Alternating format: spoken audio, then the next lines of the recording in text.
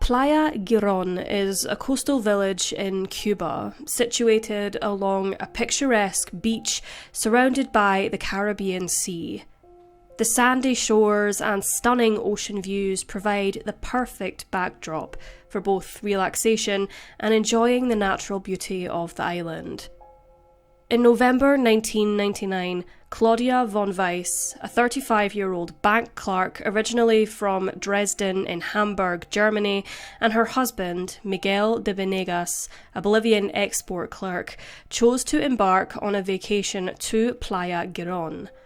With Miguel having resided in Germany for around 15 years and their marriage reaching its 4th anniversary, the couple opted for a 2-week stay at the Siva Club Hotel. Nestled on the beach, the hotel complex boasted a backdrop of lush forestry and marshes. On November 20th, 1999, the 7th day of their vacation, Miguel opted to go sea diving, leaving Claudia at the hotel.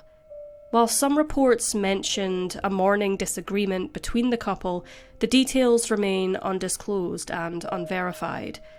In response, Claudia chose to embark on a rented bike ride outside the hotel premises, a ride which lasted approximately 20 minutes to an hour. Accounts differ.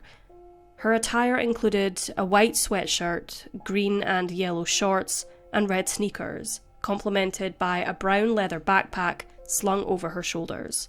Although the specific contents of the backpack are unclear, it is presumed that Claudia had around $500 with her.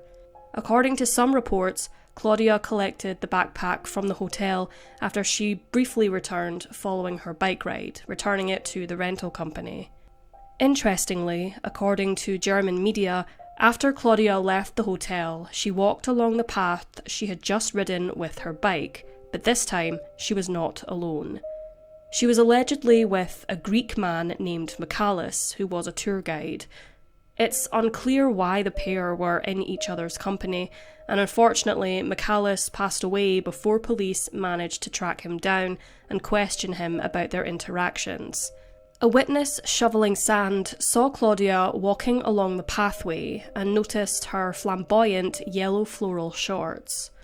Upon his return to the Siva Club Hotel around 4:40 p.m, Claudia's husband found their room key hanging at the reception. Perplexed, he inquired with the management, who informed him that his wife had left the hotel on foot at around 11 a.m. and had not yet returned. Residents in the vicinity reported seeing Claudia strolling through the village around noon. As Claudia failed to return to the hotel, Miguel's concern grew, prompting him to contact the German embassy in Havana for assistance. However, instead of receiving help, Miguel found himself subjected to intense interrogation, enduring hours of questioning each day about his wife's mysterious disappearance. German media reporting on the incident at the time revealed that Miguel was placed under house arrest, with his phone being tapped. Law enforcement seemed convinced of his involvement in his wife's disappearance, even going so far as to suspect him of murder. Miguel described the experience as psychological torture, a sentiment echoed by Claudia's family, who vehemently rejected the notion that Miguel would harm her. Due to lack of evidence, Miguel was eventually permitted to leave Cuba and return home to Germany. However, this resolution did not come until January 2000, more than a month after the distressing events unfolded. Upon his return, Miguel resumed his routine, including going back to his place of work, but none of it felt right without Claudia. By this time, no trace of her had been found. After returning to Hamburg following the disappearance of his wife in 1999, Miguel left his home with Claudia unchanged. He told Welt German newspaper, "Nothing is normal anymore. I continue to live, work, sleep, eat, but when I'm alone, the horrible thoughts come back. Was she kidnapped, raped, forced into prostitution, or even killed?" These fears were echoed by her parents, Alexander and Christine, and her brother Egbert.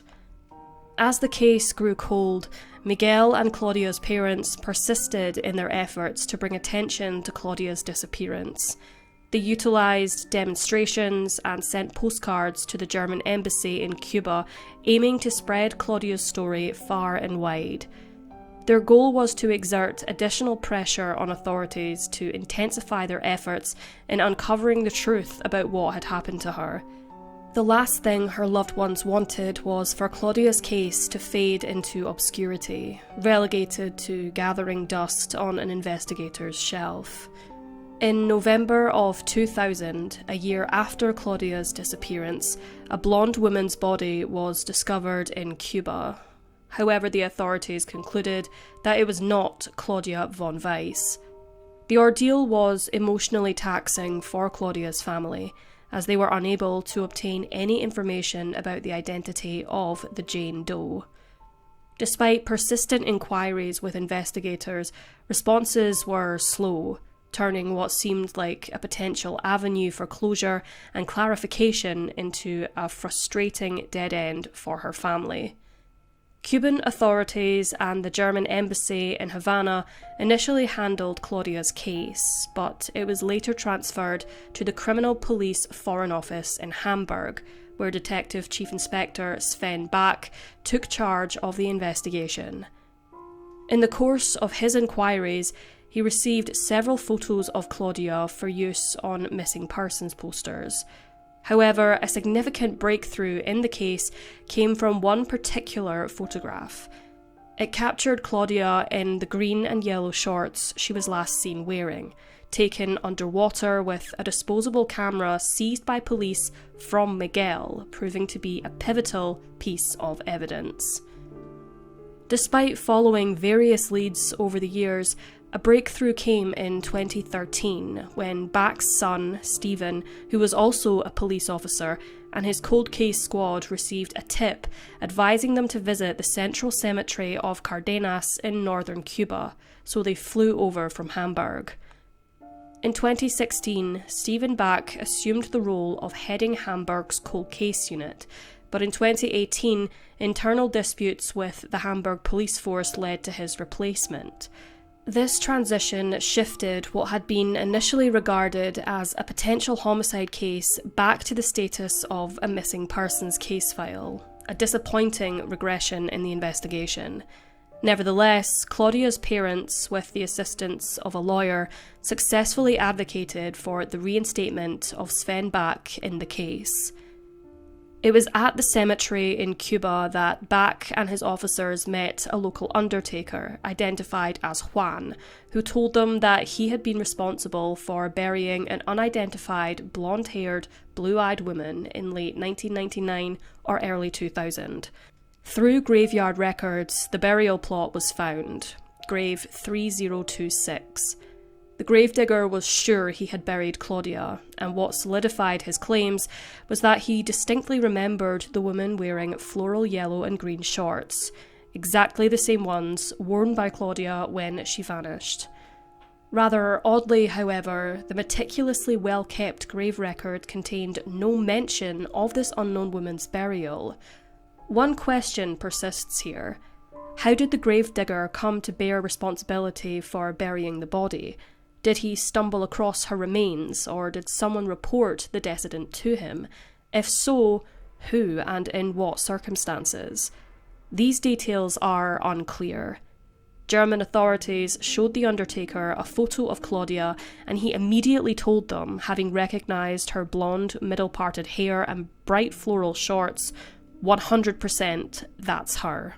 During one of their initial visits to Cuba, Bach and his team carried a dental diagram to compare with the skulls in the cemetery's Tower of the Dead, where the bones of the deceased are arranged following the decomposition process.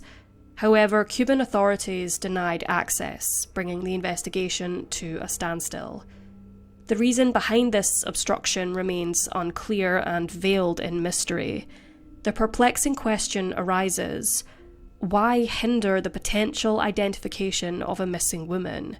The identification could offer her family a semblance of closure they have been seeking.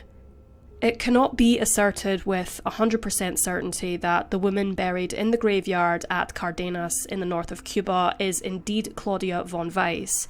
Despite the gravedigger's conviction and assurances to Claudia's family, the lack of information on whether the woman's body was exhumed for DNA extraction or dental comparison introduces uncertainty.